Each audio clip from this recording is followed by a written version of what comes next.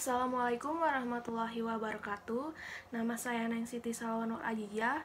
Di sini saya akan menjelaskan materi tentang belajar pada anak usia dini. Sebelum ke materinya, yel-yel terlebih dahulu yuk. Kalau kau anak soleh duduk manis, duduk. Kalau kau anak soleh senyum manis, senyum. Kalau kau anak soleh mari kita lakukan. Kalau kau anak soleh siap belajar, siap. Langsung ke materinya. Langsung aja ke materinya. Yang ke-1, menjelaskan pengertian belajar. 2. Membedakan macam-macam teori belajar. 3. Menjelaskan implementasi teori belajar pada pembelajaran anak usia dini. Pengertian belajar.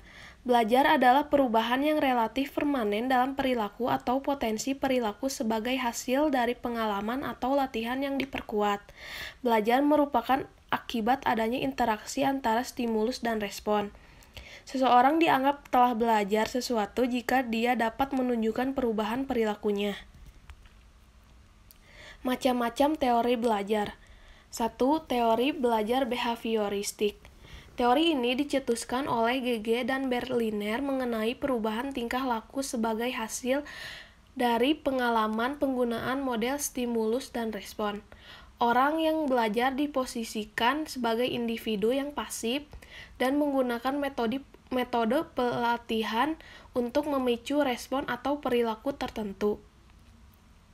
Evaluasi dan penilaian pada teori behavioristik akan didasarkan pada perilaku yang tampak. Guru tidak akan banyak memberikan ceramah, namun akan memberikan instruksi singkat yang diikuti dengan pemberian contoh melalui simulasi atau dari guru sendiri. Yang kedua, ada teori belajar kognitif. Teori belajar ini bukanlah bertumpu pada hasil, namun pada seberapa sukses siswa mengorganisasi pengalaman belajar yang didapatnya. Peneliti yang mengembangkan macam-macam teori belajar dalam psikolog berupa teori belajar kognitif yaitu Ausubel, Brunner, dan Gagne. Masing-masing peneliti menekankan pada aspek yang berbeda. Ausubel menekankan aspek pengelolaan atau organizer yang merupakan pengaruh utama terhadap belajar. Brunner memfokuskan pada pengelompokan atau penyediaan untuk konsep sebagai suatu jawaban bagaimana peserta didik dapat memperoleh informasi dari lingkungan. Yang ketiga, ada teori belajar humanistik. Teori ini menyatakan bahwa teori belajar apapun dapat dimanfaatkan asalkan bertujuan untuk memanusiakan manusia agar dapat mencapai aktualisasi diri, pemahaman diri, serta realisasi diri pelajar secara optimal. Teori ini merangkum dan memanfaatkan kelebihan serta kekurangan berbagai teori belajar untuk mencapai tujuannya. Yang keempat, ada teori belajar konstruktivistik. Teori ini diartikan sebagai upaya untuk membangun susunan hidup yang berbudaya modern. Pengetahuan tidak dianggap sebagai seperangkat fakta, konsep ataupun kaidah yang sudah siap untuk diambil dan diingat begitu saja, melainkan harus direkonstruksi oleh manusia dan diberi makna yang didapat melalui pengalaman yang nyata. Siswa akan lebih paham dengan teori ini karena terlibat langsung dalam membina pengetahuan baru dan akan mampu mengaplikasikan dalam semua situasi. Jika siswa terlibat dalam konsep belajar secara langsung, maka mereka akan dapat mengingat informasi dan konsep lebih lama. Yang kelima, ada teori belajar Gestalt. Kata Gestalt berasal dari bahasa Jerman yang artinya bentuk atau konfigurasi, merupakan teori belajar menurut para ahli.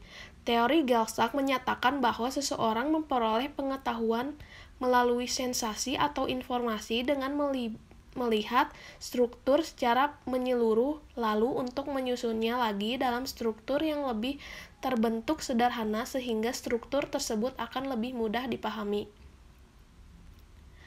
Yang keenam, ada teori kecerdasan teori belajar kecerdasan ganda. Kecerdasan merupakan suatu kemampuan untuk memecahkan masalah atau menghasilkan suatu yang dibutuhkan dalam suatu latar budaya tertentu. Orang dikatakan cerdas apabila ia mampu memecahkan masalah yang dihadapi dalam hidupnya dan menghasilkan sesuatu yang berguna dalam hidupnya dan orang lain. Hasil penelitian dari Hardware Gardner mengenai kecerdasan ganda menunjukkan bahwa tidak ada kegiatan manusia satupun yang hanya menggunakan satu macam kecerdasan saja, melainkan menggunakan seluruh kecerdasan yang dimiliki manusia yang bekerja sama sebagai kesatuan yang utuh dan terpadu, yang komposisinya berbeda pada masing-masing orang. Kecerdasan lainnya akan dikontrol oleh kecerdasan yang paling menonjol dalam memecahkan suatu masalah. Yang ketujuh, ada teori belajar sosial. Teori ini merupakan perluasan dari teori konstruktivisme yang memperluas fokusnya dari pembelajaran individual kepada pembelajaran kolaboratif dan sosial. Anak-anak dan orang dewasa akan belajar banyak dari melakukan pengamatan dan imitasi ini. Bahkan, tipe belajar ini memainkan peranan yang penting dalam cara membentuk karakter anak usia dini dan juga dalam tahap perkembangan anak. Yang kedelapan, ada teori belajar Van Hiele. Kesimpulan dari beberapa peneliti yang dilakukan melahirkan beberapa kesimpulan yang berkaitan dengan tahap-tahap perkembangan kognitif anak dalam memahami pelajaran geometri. 5 tahap pengenalan geometri menurut Van Hiele yaitu pengenalan, analisis, pengurutan, dedukasi, dan akurasi. Yang kesembilan, ada teori belajar revolusi sosiokultural. Arah dari perkembangan teori belajar ini adalah kepada dua teori belajar menurut para ahli, yaitu teori Piaget dan teori Vygotsky. Menurut Piaget, perkembangan kognitif adalah suatu proses yang didasarkan atas mekanisme biologis dalam perkembangan syaraf seseorang. Dan demikian kegiatan belajar akan terjadi seiring dengan pola tahap perkembangan tertentu sesuai dengan usia seseorang. Sedangkan Vygotsky menyatakan bahwa untuk mengerti pikiran seseorang maka diperlukan pengetahuan mengenai latar sosial, budaya, dan sejarah kehidupannya. Yang berarti bahwa untuk memahami pikiran seseorang bukan dengan cara meneliti apa yang ada pada otak atau jiwanya, melainkan pada asal-usul dari tindakan yang dilakukan secara sadar berdasarkan sejarah dan latar belakang kehidupannya. Yang terakhir, ada teori belajar sibernetik. Teori ini merupakan teori belajar yang relatif baru jika dibandingkan dengan teori-teori lainnya. Belajar adalah pengolahan informasi. Begitulah yang dinyatakan oleh teori ini. Yang lebih penting dari proses belajar adalah sistem informasi yang diproses dan dipelajari siswa. Selanjutnya, ada penjelasan implementasi teori belajar pada anak usia dini. Pembelajaran kooperatif antar siswa tertata dengan baik sehingga mereka dapat berinteraksi dengan teman-teman. Ketika interaksi dengan teman-teman lancar, maka ketika masalah satu di antara mereka ada masalah, jadi mereka bisa memecahkan masalah dengan bersama-sama. Selanjutnya, pendekatan scaffolding. Pendekatan ini yaitu dengan pemberian dukungan kepada siswa yang kurang memahami dalam pembelajaran.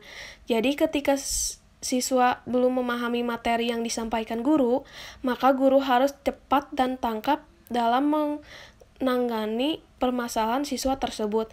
Bisa dengan dukungan berupa motivasi, dengan cara atau teknik agar siswa tersebut paham.